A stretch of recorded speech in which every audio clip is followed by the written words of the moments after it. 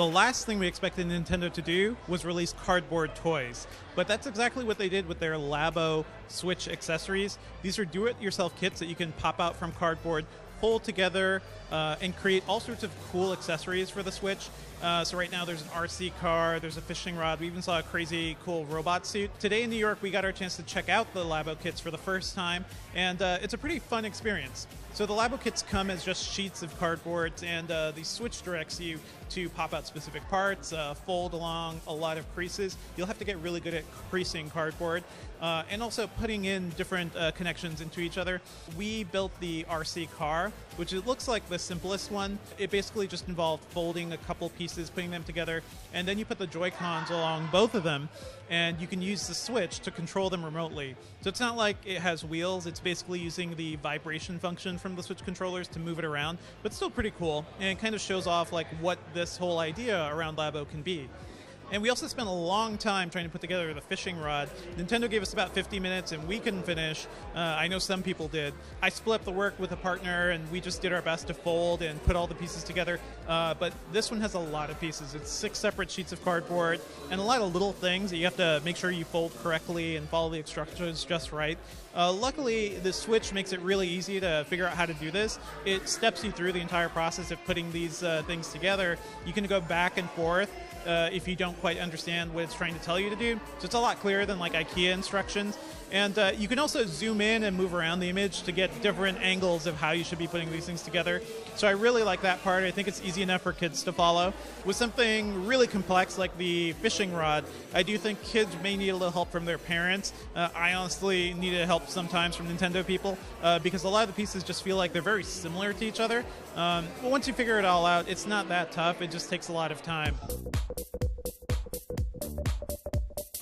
Beyond that, we got to try out some completed experiences. I tried out the motorcycle accessory, which really makes me look like a proper adult. You hold it up to yourself, on your stomach or thigh, and you can basically use the motion control to play this motorcycle racing game.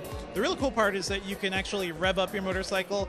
You accelerate by twisting the right Joy-Con, just as you would like a real motorcycle, and the leaning and everything felt really accurate, so the game itself felt pretty fun, honestly. It felt a little awkward to play as an adult because the little toy motorcycles that they had are really kid-sized.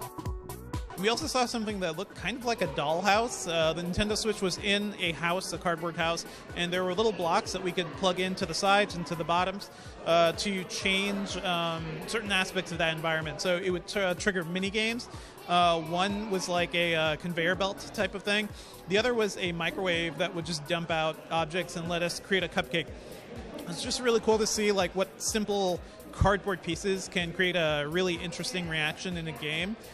Something I think kids would enjoy playing with, not exactly the most active experience.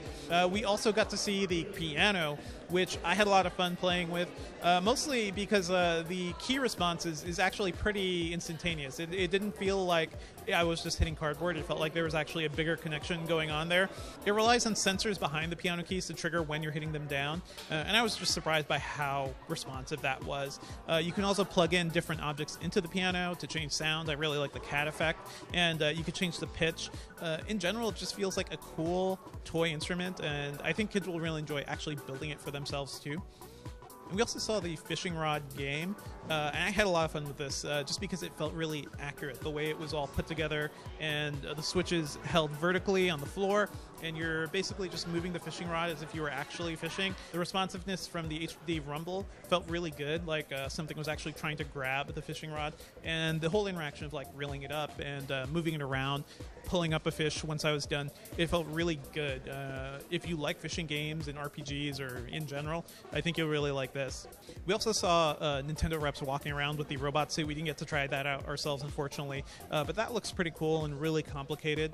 So all in all, I had a great experience building the Labos kits and playing around with them. It remains to be seen if kids will really be into it. The kids here at the session really seem to enjoy doing both.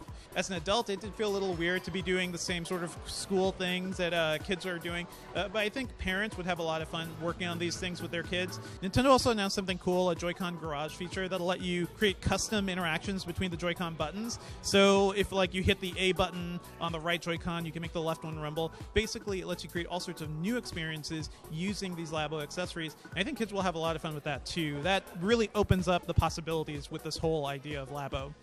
So the Labo kits are going to be available on April 20th, starting at $70. They are pretty expensive, but durability-wise, I had a lot of fun using it, and it felt like it would hold up for a couple weeks. Not sure if they'll last months, especially with kids using them. And some of the units we saw here already looked like they were being stressed and bent quite a bit.